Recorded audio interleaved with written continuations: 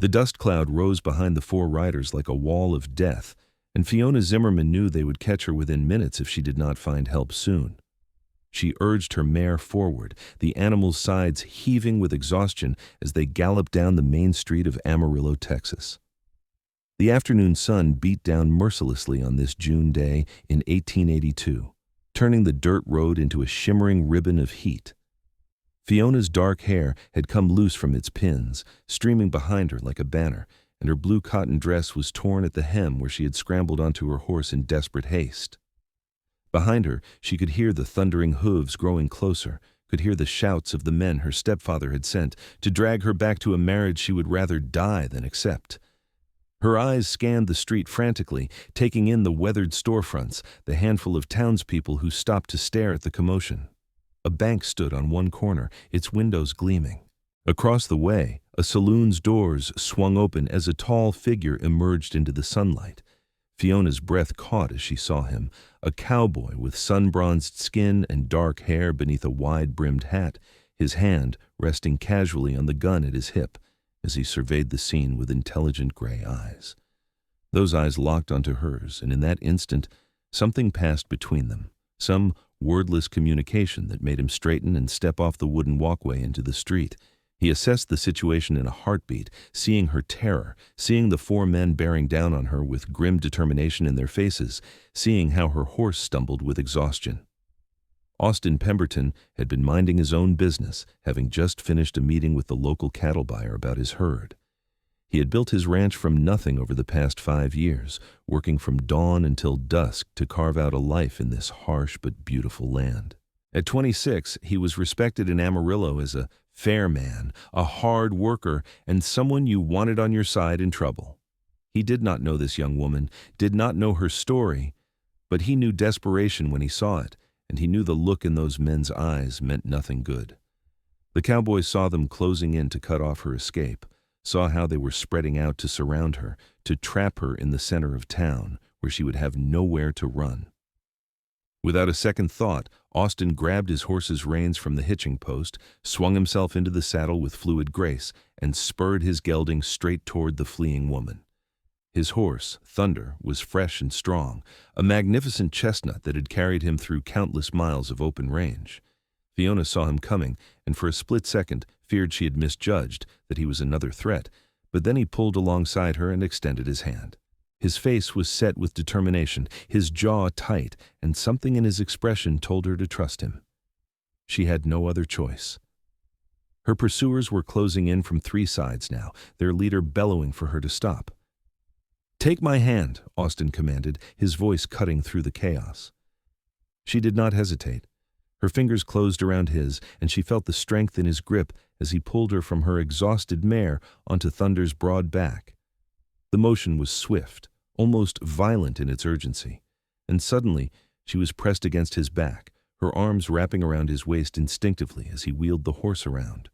The 4 men had formed a line now, blocking the road ahead, their horses stamping and snorting, their faces twisted with anger. "Get out of the way," the leader snarled. He was a thick-bodied man with a cruel mouth and small eyes. "That woman is promised to my brother. She is coming back with us."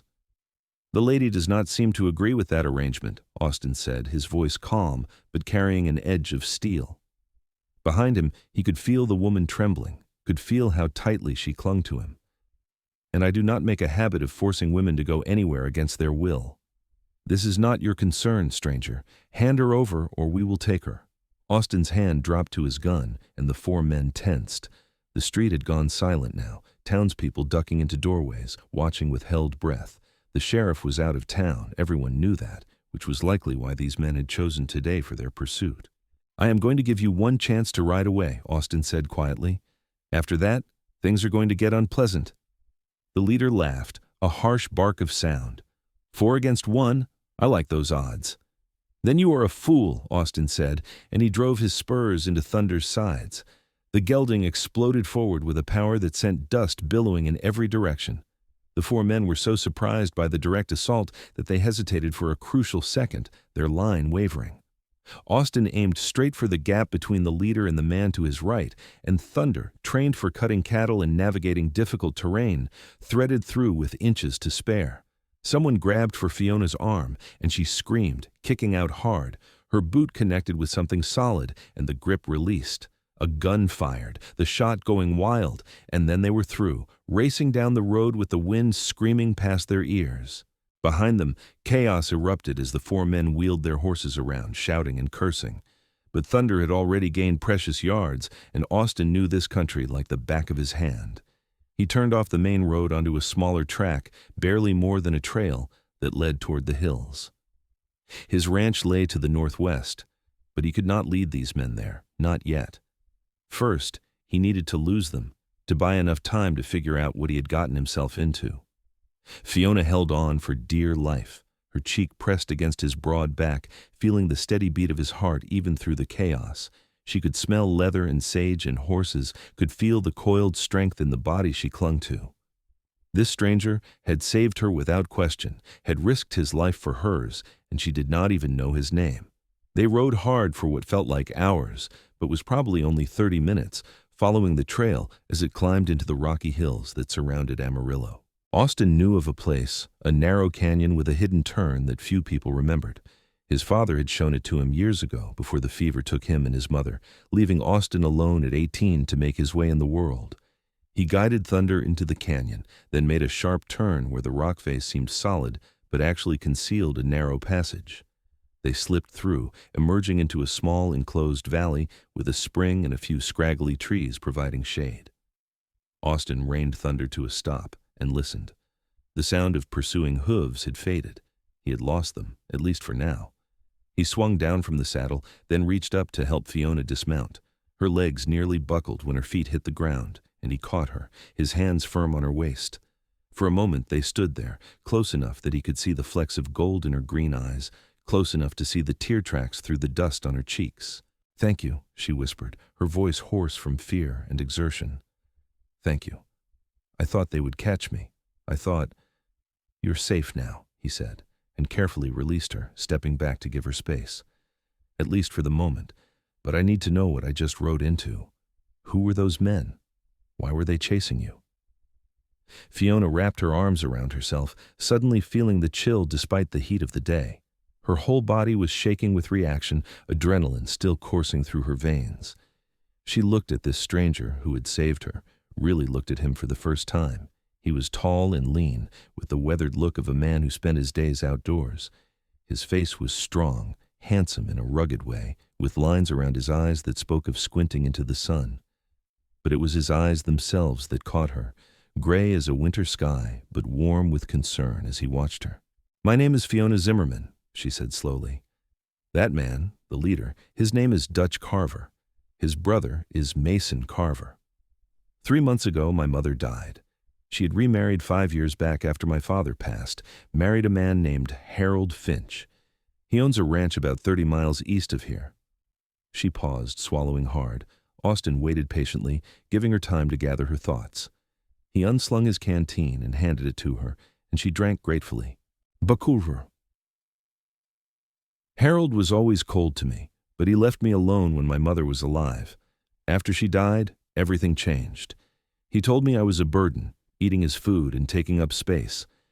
Then, Mason Carver came to dinner one night. He is 40 years old, twice my age, and he has buried 2 wives already. Harold arranged a marriage. I had no say in it. Mason looked at me like I was a piece of property he was purchasing." Austin's jaw tightened. "And you ran?" "I ran," she confirmed. 3 days ago, I took one of the horses and what little money my mother had hidden away, and I rode for Amarillo. I thought maybe I could get on a stage, go east, find work as a teacher or a seamstress. But they followed me. Dutch and his men. They have been tracking me since yesterday, and today they finally caught up. If you had not been there—" "But I was," Austin said firmly, "and I will not let them take you. My name is Austin Pemberton. I have a ranch northwest of town. A small operation but growing. You will come there, stay until we figure out what to do. The sheriff should be back in a few days, and we can speak to him about this arrangement your stepfather made." "The sheriff will not help," Fiona said bitterly. "Harold has money and influence, and legally, until I am 21, I'm under his guardianship. I have 6 months until my birthday. 6 months in which he can do whatever he wants with me, including selling me off to Mason Carver." Austin was quiet for a long moment, thinking. The sun was beginning its descent toward the horizon, painting the sky in shades of orange and gold. Thunder stood nearby, cropping at the sparse grass around the spring. The valley was peaceful, quiet except for the sound of water trickling and the occasional call of a bird. "Then we have 6 months to keep you safe," he said finally, "and to find another solution." "You do not even know me," Fiona said, studying his face. "Why would you do this? Why would you risk so much for a stranger?" Austin met her gaze steadily. "My mother used to say that character is defined by what you do when no one is watching and nothing is required. Those men were going to take you against your will. I could not stand by and let that happen. As for why I continue to help, well, I started this and I do not leave things unfinished. Besides," he paused and something flickered in his expression, something warm and slightly uncertain. "I have a feeling about this, about you. I know that sounds foolish, but there it is." Fiona felt her breath catch. She had felt it too, that instant connection when their eyes first met in the street. She was only 20, had never been courted, never been kissed, had spent her life on a remote ranch with only her mother and stepfather for company. But standing here now, with this man who had charged through a line of armed riders to save her, she felt something wake inside her chest, something bright and terrifying and wonderful. "We should rest here until dark," Austin continued, breaking the moment. "Then we will ride to my ranch. It will be safer to travel when they cannot see our trail. Are you hungry?" She realized she was famished. She had eaten almost nothing in 3 days, too frightened to stop for long. Austin dug in his saddlebags and produced some jerky and hardtack, along with a few strips of dried apple. They sat by the spring and ate, not speaking much, but the silence was comfortable rather than awkward. Fiona found herself stealing glances at him, wondering at the kindness in a world that had shown her so little of it lately. As the stars began to emerge in the darkening sky, Austin saddled Thunder again and helped Fiona mount. They rode out of the hidden valley carefully, Austin's eyes scanning constantly for any sign of pursuit. The night was cool and clear, the moon a silver crescent providing just enough light to see by.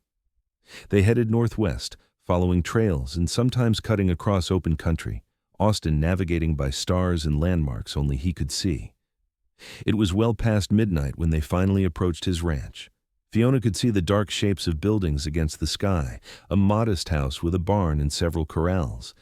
As they drew closer, a dog began barking and a light flickered in the window of a smaller building, what must be the bunkhouse. A moment later, an older man emerged, rifle in hand. "Boss? That you?" "It is me, Red," Austin called. "Everything all right here?" "Quiet as church on Monday," the man replied, lowering his rifle. He was lean and weathered with a shock of gray hair that might once have been red. "Who is that with you?" "A friend who needs help," Austin said, his tone brooking no argument. "Fiona, this is Red McCarthy, my foreman, and the best ranch hand in Texas. Red, this is Miss Fiona Zimmerman. She will be staying with us for a while." Red's eyes were sharp, taking in Fiona's torn dress and exhausted face, the way Austin's voice held a protective note. He had worked for Austin since the younger man bought this land, had watched him build it up through determination and backbreaking work. He knew Austin to be honest and fair, and if he said this girl needed help, that was good enough for Red. "Pleased to meet you, miss," Red said, tipping his hat. "I will put some coffee on if you're hungry." "Thank you, but I think Miss Zimmerman needs rest more than anything," Austin said. He dismounted and helped Fiona down, noting how she swayed on her feet. "Come on. The house is not much, but it is clean." He led her to the ranch house, a simple 2-room structure with a main room serving as kitchen and living area, and a bedroom separated by a door. It was indeed modest, furnished with handmade furniture and a few personal touches that spoke of a man living alone, a book on the table, a gun rack on the wall, a photograph of a stern-faced couple that must be his parents. "You take the bedroom," Austin said. "I will sleep out here." "I cannot take your bed," Fiona protested weakly. "You can and you will. There are some shirts in the chest that might fit you well enough to sleep in. I will be right outside if you need anything." Fiona was too exhausted to argue further. She stumbled into the bedroom, found a clean shirt that was enormous on her, but soft and smelling faintly of soap, and collapsed onto the bed. She was asleep before she could even process the strangeness of her situation. The fact that she was in a stranger's house, that she had been rescued in a scene straight from a dime novel, that her entire life had changed in the space of a few hours. In the main room, Austin sat at the table with a cup of coffee and tried to think through the implications of what he had done. He had made enemies today, powerful enemies, if what Fiona said about her stepfather was true. Dutch Carver and his men would not give up easily. They would figure out that someone local had helped Fiona, would start asking questions in town. It would not take long for them to connect it to him, to learn his name and where he lived. He should be worried, should be regretting his impulsive decision to intervene. But when he closed his eyes, all he could see was her face in that moment of terror and desperation, the way she had looked at him with sudden hope. And then later, by the spring, the gold flecks in her green eyes, and the way she had smiled just slightly when he admitted to having a feeling about her. He had not lied about that. There was something about Fiona Zimmerman that called to him in a way he could not explain. He had known her for less than a day, but he already knew he would fight to keep her safe, would stand against whatever came, because she mattered. She mattered in a way that made his heart beat faster and his world suddenly seem full of possibility. The next morning, Fiona woke to sunlight streaming through the window and the smell of coffee and bacon. For a moment she was disoriented, not remembering where she was, and then it all came flooding back. She sat up quickly, finger-combing her tangled hair and wishing desperately for a bath and clean clothes. The shirt she had borrowed hung to her knees, and her dress from yesterday was filthy and torn. She emerged from the bedroom tentatively to find Austin at the stove, cooking breakfast with the easy competence of a man used to caring for himself. He looked up and smiled, and the warmth in that smile made her stomach flutter. "Good morning. I hope you slept well." "Better than I have in days," she admitted. "Thank you again for everything. I do not know how I will ever repay you." "No payment needed," he said firmly. "Come eat. We have a lot to figure out today." They sat at the table together, and Fiona realized it had been years since she had shared a meal that felt this comfortable, this easy. Austin asked her questions about her life, her mother, what she had hoped to do before Harold had arranged the marriage. She told him about her love of reading, how she had taught herself from her mother's small collection of books, about her dream of seeing a real city someday, of having choices and freedom. "You will have those things," Austin said with quiet certainty. "I promise you that." Over the next few days, they fell into a routine. Fiona could not stay in the house all day, so Austin showed her around the ranch, introduced her to the cattle and horses, taught her small tasks that kept her busy. She proved to be a quick learner, unafraid of hard work. She helped Red in the kitchen when he cooked for the hands, mended clothes, even tried her hand at roping when Austin offered to teach her. And with each day, the connection between them grew stronger.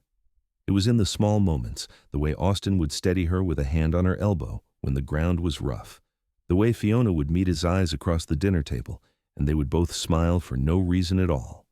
The evenings they spent sitting on the porch, talking as the sun set and the stars emerged, sharing stories and dreams and fears. Austin told her about his parents, about building this ranch from nothing, about his hopes to expand, to create something lasting. Fiona told him about her father, who had been kind and gentle, about her mother's sadness after his death, about the books she had read so many times she could recite passages from memory. "You should have shelves full of books," Austin said one evening. "A whole library. You should be able to read something new every day if you want."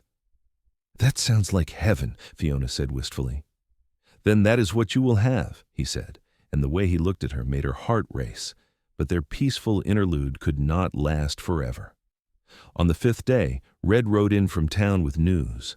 Dutch Carver and his men had been asking questions, making threats. They knew someone had helped Fiona escape, and they were determined to find out who. The sheriff was back, but as Fiona had predicted, he was unwilling to act against Harold Finch.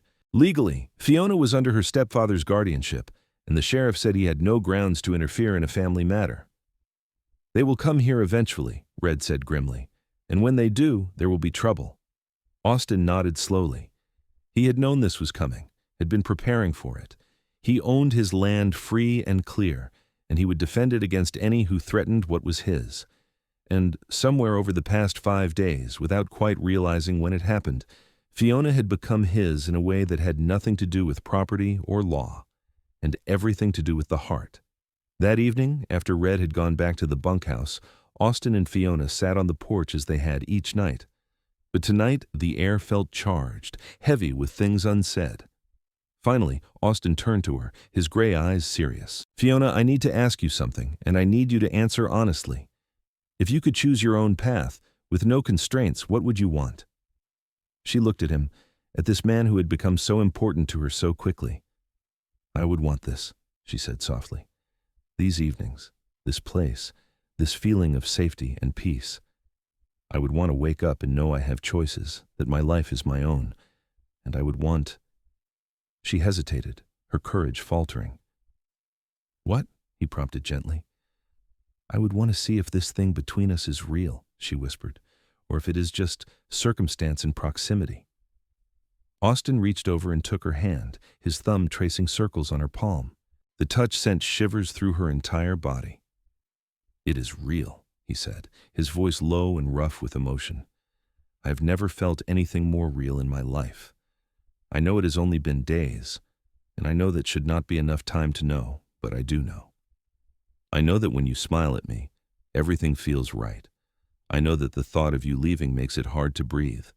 I know that I want to spend every day learning everything about you and showing you that you are cherished and valued and free to be exactly who you are." Tears spilled down Fiona's cheeks, but they were tears of joy, of relief, of a happiness so profound it hurt. "I feel it too," she said. "I thought I was broken, that I was incapable of feeling this way because I never had. But it was just that I was waiting for you." Austin stood and pulled her to her feet, his hands cupping her face with infinite tenderness. "Then stay.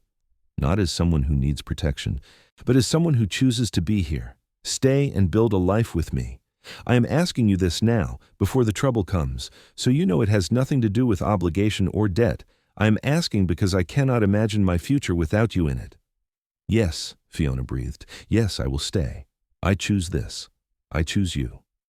And then he kissed her, gentle and sweet, a kiss that tasted of promise and new beginnings. Fiona had never been kissed before, but she melted into it, her arms wrapping around his neck as she kissed him back with all the emotion flooding through her. When they finally pulled apart, both breathing hard, Austin pressed his forehead to hers. "We will face whatever comes together," he murmured. "I promise you that."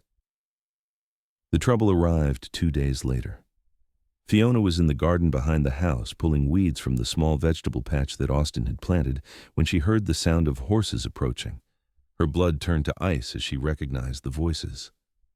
She ran to the front of the house just as Austin emerged, Red and the 2 other ranch hands flanking him. Harold Finch sat atop a fine bay horse, his face cold and imperious. Beside him was Mason Carver, thick and cruel-looking, his small eyes fixed on Fiona with possessive fury. Dutch Carver and his men made up the rest of the party, 8 men in total, all armed. They had not come for a conversation.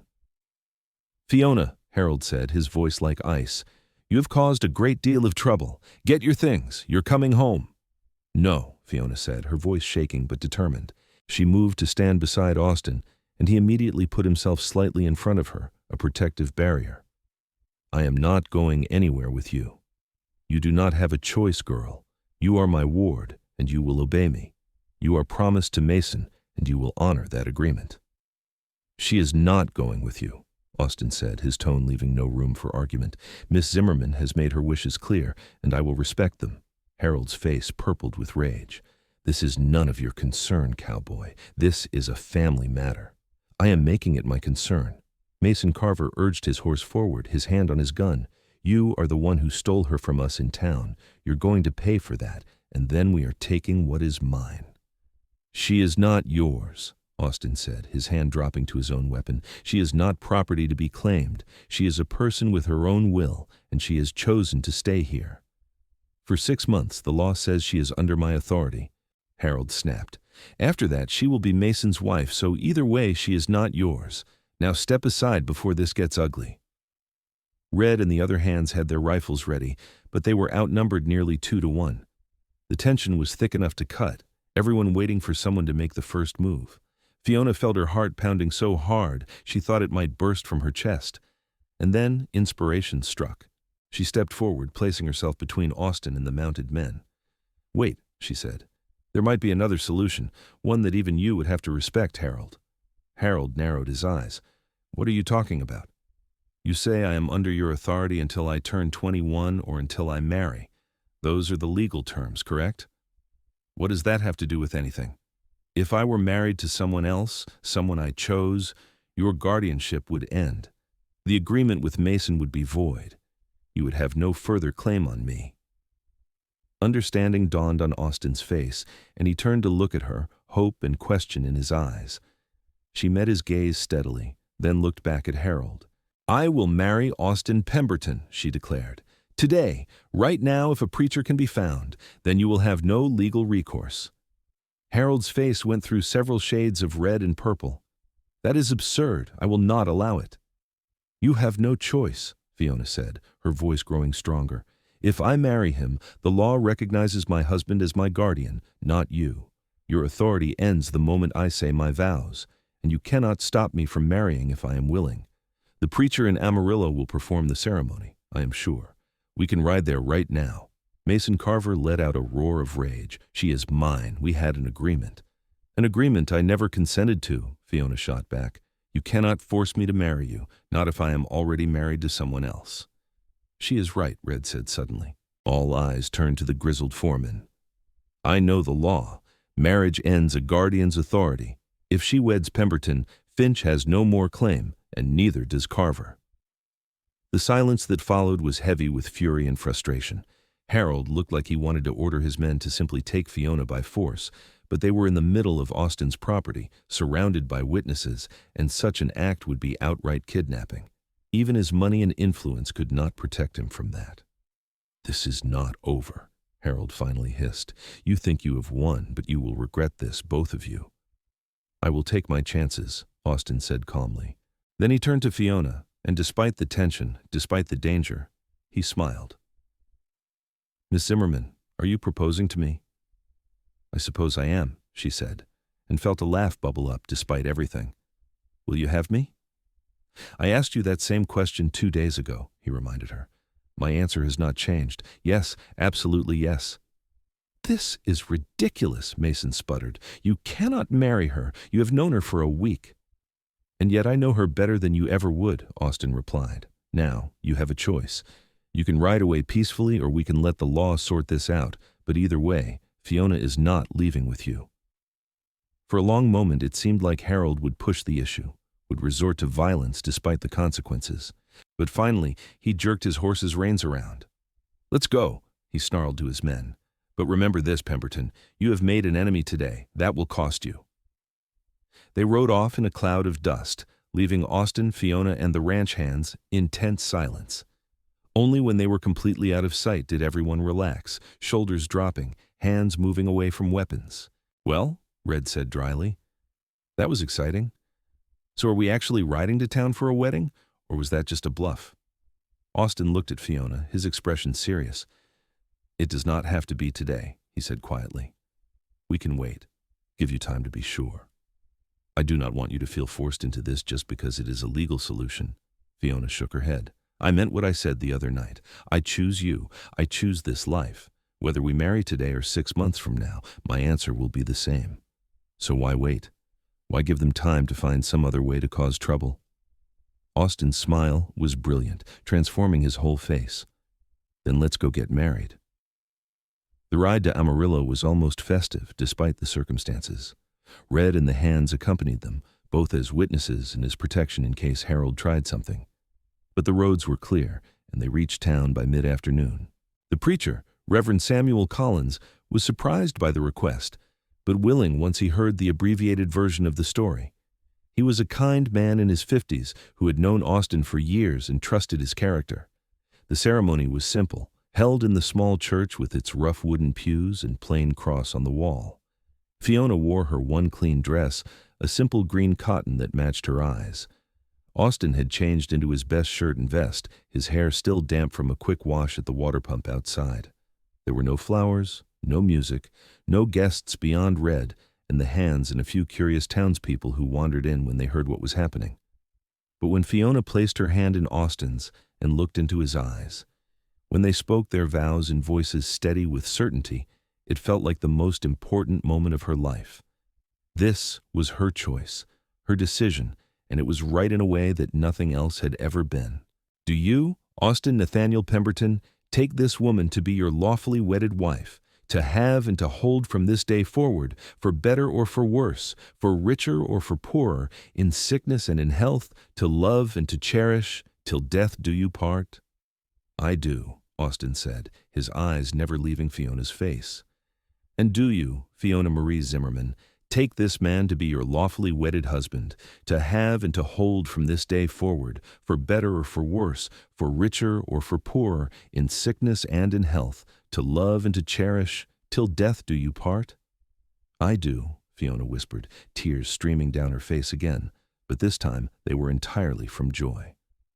Then, by the power vested in me by the state of Texas and Almighty God, I now pronounce you husband and wife.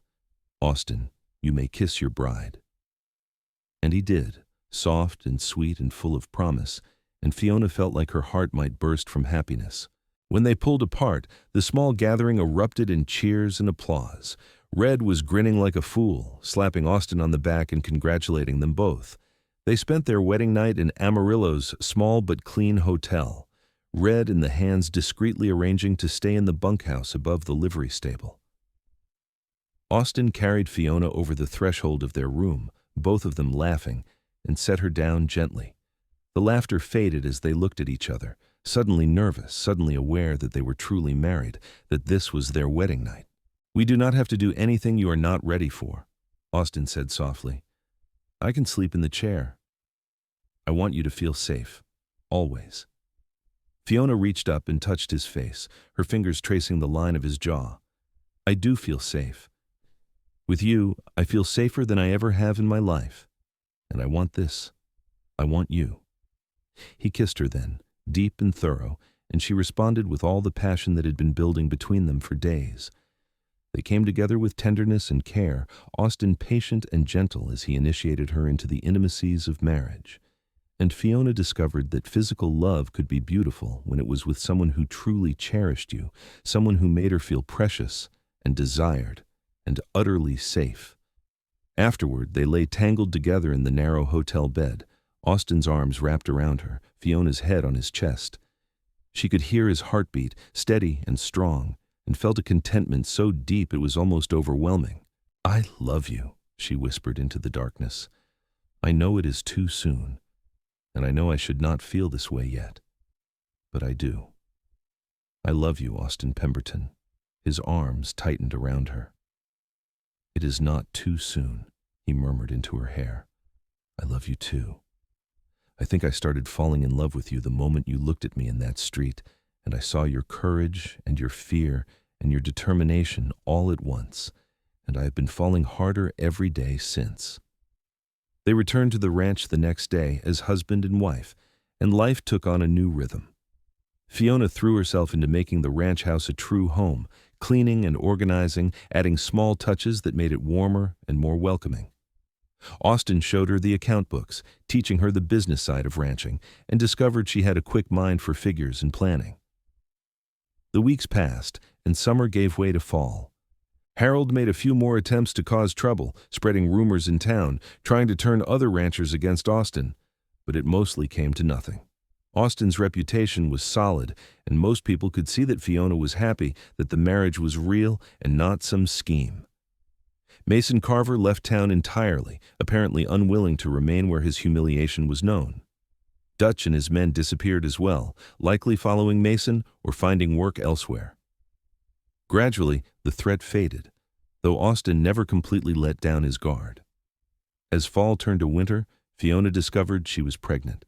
She told Austin one evening as they sat by the fire, his arms around her, and watched as joy and wonder and a touch of fear crossed his face.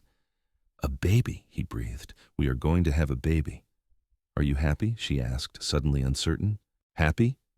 "Fiona, I am terrified and thrilled and happier than I have any right to be. You have given me everything, you know that? A home that feels like home, a purpose beyond just survival, and now a child. Our child. Their son was born the following June, exactly 1 year after Fiona had ridden into Amarillo, desperate and afraid. They named him Thomas Nathaniel Pemberton after Austin's father, and he was healthy and strong with his mother's green eyes. Holding his son for the first time, Austin felt his world complete in a way he had never imagined possible. Fiona proved to be a natural mother, patient and loving, but also determined that her children would grow up with opportunities she had been denied. She ordered books from back east, creating the library Austin had once promised her, and taught Thomas to read before he was 5. When their daughter Emma was born 2 years later, and then another son James 2 years after that, the ranch house rang with laughter and the chaos of a growing family.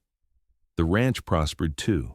Austin's hard work and Fiona's business sense proved to be a formidable combination. They expanded gradually, buying adjacent land when it became available, building a larger house to accommodate their growing family, hiring more hands, and establishing a reputation for quality cattle and fair dealing. Harold Finch died in 1888, alone and bitter, his ranch failing because of his own cruelty and poor decisions.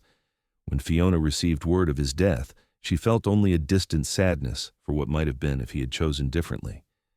She did not attend the funeral. That part of her life was closed, and she had no desire to revisit it. Years passed in the comfortable rhythm of ranch life, seasons turning, children growing. Thomas proved to have his father's affinity for horses and his mother's quick mind. Emma was fierce and independent, declaring at age 6 that she would run her own ranch someday, and neither Austin nor Fiona doubted she would do exactly that. James was gentler, more introspective, with a love of books that rivaled his mother's. On their 10th wedding anniversary, Austin took Fiona on a trip to San Antonio. It was the first time she had been to a real city, and she was overwhelmed and delighted by everything, the buildings, the shops, the theater where they saw a play.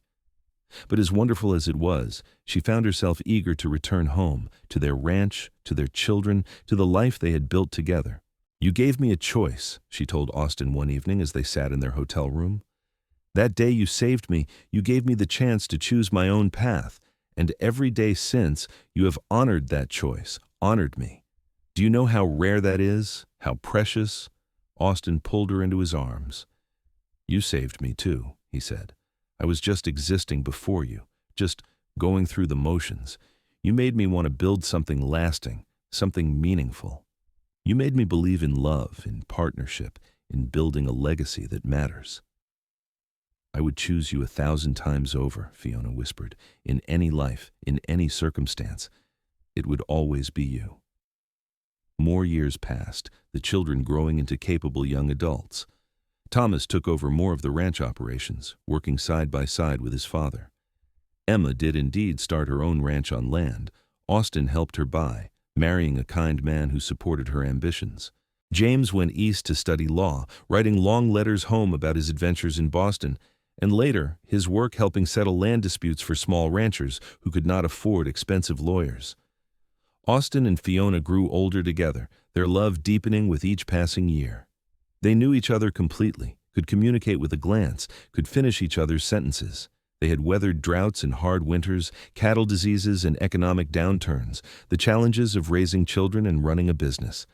Through it all, they had remained partners in every sense of the word, facing everything side by side. On their 30th wedding anniversary, their children and grandchildren gathered at the ranch for a celebration. The original small house had been expanded and renovated multiple times over the years, growing with the family. The barn was larger, the corrals more numerous, the land stretching for miles in every direction. Fiona stood on the porch, now in her 50s but still beautiful, her dark hair threaded with silver, her green eyes as bright as ever.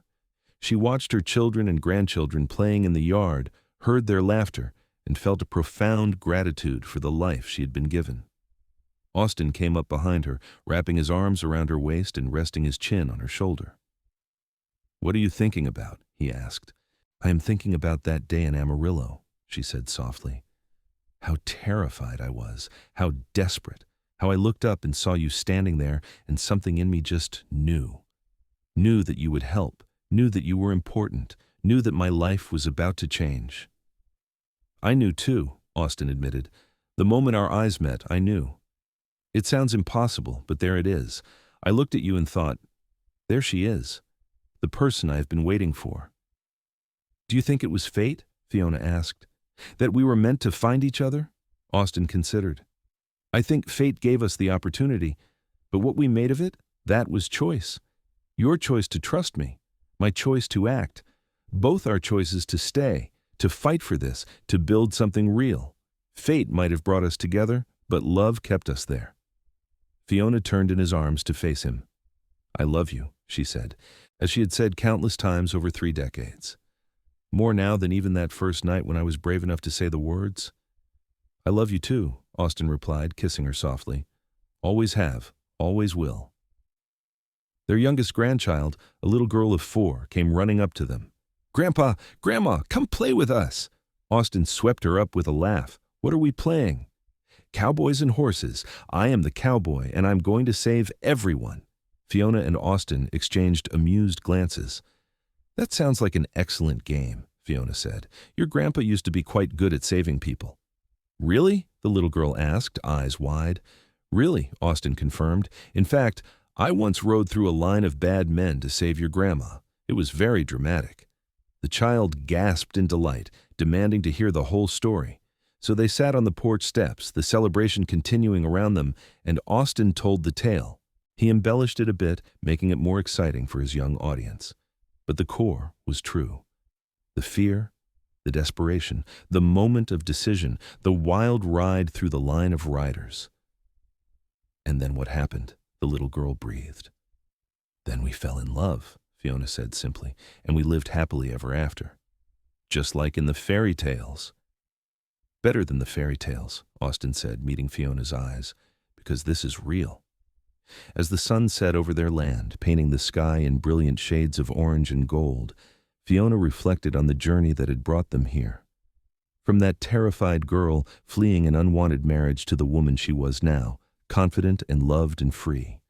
From the solitary cowboy building a ranch to the man surrounded by family and legacy. They had faced challenges and triumphs, sorrows and joys, and through it all, they had held fast to each other. The years continued to unfold gently after that anniversary celebration.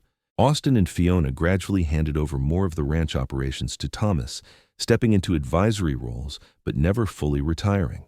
They found new ways to fill their days, Austin teaching his grandchildren to ride and rope, Fiona holding reading lessons in the parlor and filling young minds with stories and knowledge.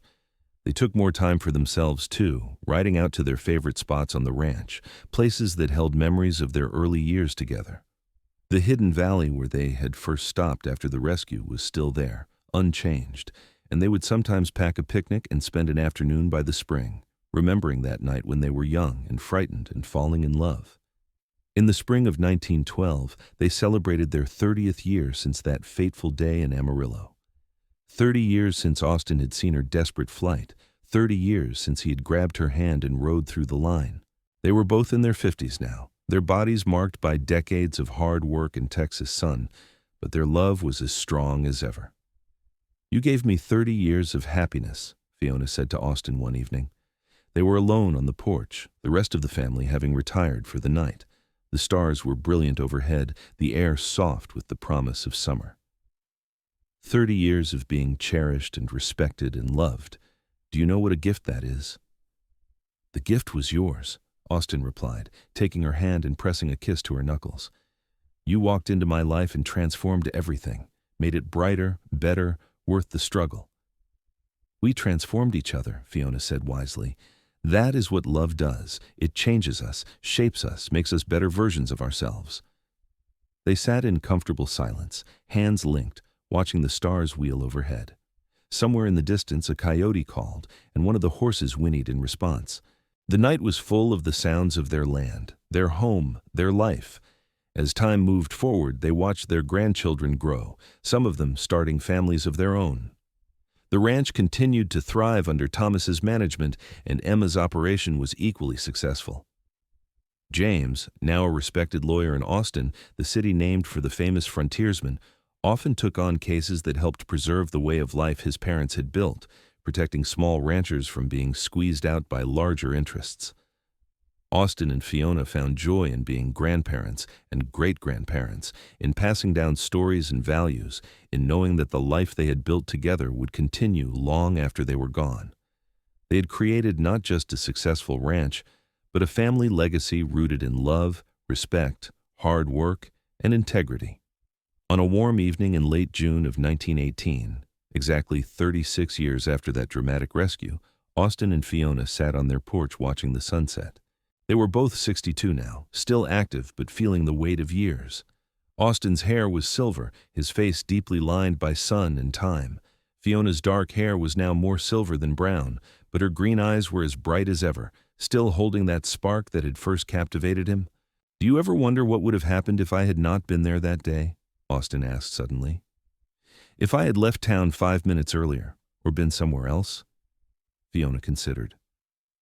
"I think I would have found a way to survive," she said slowly. "I was desperate enough to try anything, but I would not have found this happiness, this love, this life, that only happened because of you, because you chose to act, to help a stranger, to risk everything for someone you did not even know." "Best decision I ever made," Austin said firmly, riding through that line, grabbing your hand. "In that moment, I changed my entire future, and I have never regretted it for a single second." "Nor have I," Fiona said, leaning her head on his shoulder. "You gave me freedom when I had none. You gave me choice when I had no options. You gave me love when I thought I was incapable of it. You gave me everything, Austin." "And you gave me purpose," he replied softly. "Something worth protecting, worth fighting for, worth building for. You and our children and this life we created. That is what matters. Not the size of the ranch or the money in the bank, but this, the love we share and the family we raised and the way we treated people with fairness and dignity." As darkness fell and stars emerged, they remained on the porch, reluctant to end the moment. They had spent thousands of evenings like this over the decades, but each one was precious, each one a gift. They had learned not to take time for granted, to cherish each day they had together. "Tell me again," Fiona said, as she sometimes did on quiet evenings. "Tell me about that day, how you saw it." Austin smiled, knowing what she wanted to hear. "I saw you coming down the street," he said, his voice taking on the rhythm of a familiar story. "Your hair was flying behind you like a banner, and your face was set with determination, even though I could see the fear in your eyes. I saw the men chasing you, saw how they were spreading out to trap you, and I knew, in that instant, that I could not stand by and let it happen." "What made you decide to help?" she asked, though she knew the answer. "Your eyes," he said simply. "When you looked at me, just for that split second, I saw your courage. I saw someone who was fighting for her life, for her freedom, and I could not let that fight end in failure. So I mounted up, rode out to meet you, and the moment your hand touched mine, I knew my life had just changed forever." "Mine too," Fiona whispered. "I felt it too, that instant connection. Like I had been waiting my whole life for that moment. For you." "We were both waiting," Austin said. "We just did not know it until it happened." They fell silent again, lost in memories and gratitude. The years stretched behind them like a rich tapestry, woven with joy and sorrow, triumph and challenge, but most of all with love. A love that had started in desperation and danger, but had grown into something deep and abiding, something that had sustained them through everything life threw at them. More years passed, slower now, marked more by seasons and celebrations than by the daily work that had filled their younger years. They celebrated their 40th anniversary, surrounded by children, grandchildren, and great-grandchildren, the ranch house bursting with family. Thomas gave a speech about his parents' legacy, about how they had built not just a successful ranch, but a family rooted in love and respect. Emma talked about how her mother had taught her that women could be strong and independent while still being loving and feminine. James spoke of his father's integrity, how Austin had always dealt fairly with everyone regardless of their station or wealth. But more than anything, James concluded, looking at his parents with clear affection, they taught us what real love looks like. Not the easy, shallow version from novels, but the deep, abiding love that weathers storms and celebrates joys, that fights for each other and builds together. They showed us that marriage is a partnership of equals, that respect and affection can coexist, that choosing each other every day is what makes a relationship last. Fiona had tears streaming down her face by the time he finished, and Austin's eyes were suspiciously bright as well. Looking around at all these people, all these descendants of that desperate grab for freedom 38 years ago, they felt overwhelmed with gratitude. This was their legacy, not just the land or the buildings, but this family, these values, this love that would continue long after they were gone. As they moved into their 60s and then 70s, their pace slowed, but their bond remained unbreakable. When Austin fell ill with pneumonia one winter, Fiona nursed him through it with fierce determination, refusing to let him give up. When Fiona's eyesight began to fail, Austin read to her every evening, finally getting to share with her all the books she had accumulated over the decades. They supported each other through the losses that come with age, the deaths of old friends, the aches and pains of bodies that had worked hard for so many years. On their 50th wedding anniversary, in the summer of 1932, the family gathered again, now spanning 4 generations. Austin and Fiona were both 76, their bodies frail but their minds still sharp, their love still evident in every glance and touch. The celebration was quieter than previous ones, more reflective, everyone aware of the passage of time. That evening, after everyone else had gone to bed, Austin and Fiona sat together on the porch one more time. It took them longer to get settled now, joints protesting, but once they were comfortable, hand in hand as always, they felt at peace. If 50 years, Fiona marveled, half a century since we spoke those vows in Reverend Collins' church. It seems like yesterday and a lifetime ago all at once. Do you remember what I promised you that first week? Austin asked. I said you would have shelves full of books, a whole library. And you kept that promise, Fiona said, gesturing to the house behind them, along with every other promise you ever made to me. You promised to keep me safe, and you did. You promised to honor my choices, and you always have. You promised to love me, and not a day has passed that I have doubted it. Those were easy promises to keep, Austin said. Loving you has been the easiest thing I've ever done. Everything else just followed naturally from that. They sat quietly, watching the familiar stars, breathing the familiar air of the land they had tended for so long. They had lived full lives, rich lives, exactly the kind of life Fiona had dreamed of that desperate day when she rode into Amarillo seeking freedom. She had gotten so much more than freedom. She'd gotten love, family, purpose, joy. If you could go back, Austin asked softly, knowing everything that would happen, all the hard times and the good times, would you still grab my hand that day? Fiona did not hesitate. Every single time, she said firmly. I would live through it all again, exactly as it happened, just to have this, to have you, to have built this life together. Good, Austin said, pulling her closer, because I would ride through that line 1,000 times to get to this moment right here. They remained on the porch until the stars began to fade with approaching dawn, neither wanting to let go of the moment, of each other, of the love that had sustained them for 5 decades. When they finally went inside, supporting each other as they walked, they knew that whatever time remained, they would face it together, as they had faced everything else. Austin passed away peacefully in his sleep 3 years later, in the spring of 1935, at the age of 79. Fiona was beside him when he went, holding his hand, whispering that she loved him, that she would be with him again soon. The funeral was attended by hundreds of people from all over Texas, all of them touched by Austin Pemberton's life of integrity and kindness. Fiona lived another 2 years, staying in the house they had built together, surrounded by children and grandchildren who took turns caring for her. She spent her days sitting on the porch they had shared for so many evenings, looking out at the land they had tended together, remembering. When people asked if she was lonely, she would smile and shake her head. She was never lonely. Austin was with her always, in every corner of the house, in every memory, in the legacy they had built together. On a warm June evening in 1937, exactly 55 years after that dramatic rescue, Fiona Zimmerman Pemberton passed away quietly in her sleep at the age of 81. Her family gathered to mourn, but also to celebrate a life fully lived, a love story that had become legendary in their family and in the community. They buried her next to Austin on a hill overlooking the ranch, under the wide Texas sky they had both loved. The headstone was simple, bearing their names, dates, and a single line that summed up their entire story. They chose each other. The ranch remained in the family, passed down through Thomas's line, each generation adding their own chapter while honoring the foundation Austin and Fiona had built. The story of their meeting, of the desperate rescue and the love that grew from it, was told and retold, embellished and treasured. It became a family legend, a reminder of what it meant to act with courage, to choose love, to build something lasting.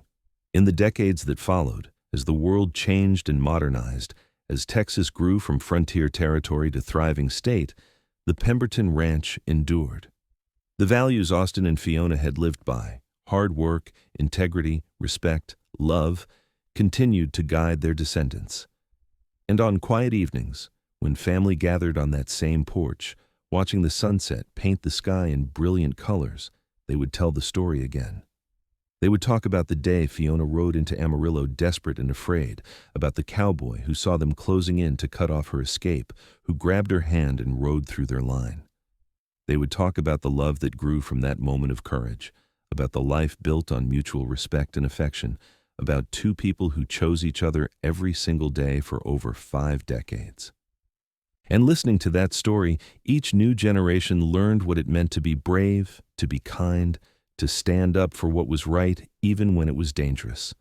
They learned that true love was not just a feeling, but a choice, made and remade every day.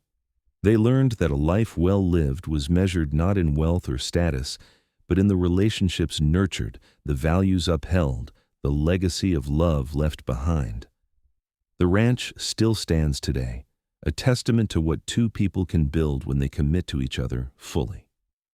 The house has been expanded and modernized over the years, but the original structure remains at its heart, and in the main room hangs a photograph, faded with age. It shows a young couple on their wedding day, standing in front of a simple church. The man is tall and strong, with clear eyes and a slight smile. The woman is beautiful, her face lit with joy and hope. Beneath the photograph is a small plaque with the words Fiona always used when telling their story to the grandchildren. Love is not found, it is chosen, and choosing each other was the best decision we ever made. That photograph, that story, that legacy of choosing love even in the hardest circumstances continued to inspire and guide the Pemberton family for generations. And every June, on the anniversary of that fateful day in Amarillo, the family would gather at the graves on the hill and remember. They would remember the courage of a young woman fleeing injustice, the bravery of a cowboy who acted when action was needed, and the beautiful life that grew from one desperate moment when two people's paths intersected. The story of Austin and Fiona Pemberton became more than just family history. It became a symbol of what was possible when people chose courage over fear, love over convenience, partnership over domination. It reminded each generation that the choices they made mattered, that acting with integrity and compassion could change lives, that love, real love, was worth fighting for. And so their story lived on, told and retold, treasured and celebrated, a reminder that sometimes the most important moments in life happen in an instant. A desperate glance, an extended hand, a decision to act. In that instant in Amarillo on a hot June day in 1882, two lives intersected and were forever changed. From that moment of chaos and danger grew a love that lasted a lifetime and a legacy that would endure for generations. The cowboy saw them closing in to cut off her escape. He grabbed her hand and rode through their line. And in doing so, he did not just save her life. He gave her a future, a choice, a love that would define both their lives. They built something beautiful together, something lasting, something that proved that even in the harsh reality of the Old West, with all its dangers and difficulties, love could triumph. Partnership could flourish. Two people, choosing each other every day, could create a legacy that would outlast them both and inspire everyone who came after. Their story was one of courage and choice, of desperate circumstances transformed by love, of a chance meeting that became a lifetime commitment. It was a story of the American West at its best, rugged individualism tempered by community values, strength balanced with tenderness, justice sought even at personal cost. It was a reminder that the frontier was built not just by lone cowboys, but by partnerships, by families, by people who chose to stand together against whatever challenges came their way. And at the heart of it all was that single moment, frozen in time, when a terrified young woman looked up and saw hope in a stranger's eyes, when a cowboy made a split-second decision to act, when their hands clasped and they rode together into an uncertain future that became a beautiful reality. That moment defined everything that came after, proving that sometimes the greatest adventures, the deepest loves, the most meaningful lives begin with a single choice: to be brave, to be kind, to reach out your hand to someone who needs help. The sun sets over the Pemberton Ranch every evening, painting the sky in the same brilliant colors Austin and Fiona watched together for over 50 years. The land endures, the family continues, and the story lives on, a testament to the power of love, the importance of choice, and the beautiful life that can grow from a single moment of courage. They chose each other, and in doing so, they created something that death could not end, time could not diminish, and generations would remember with love and pride.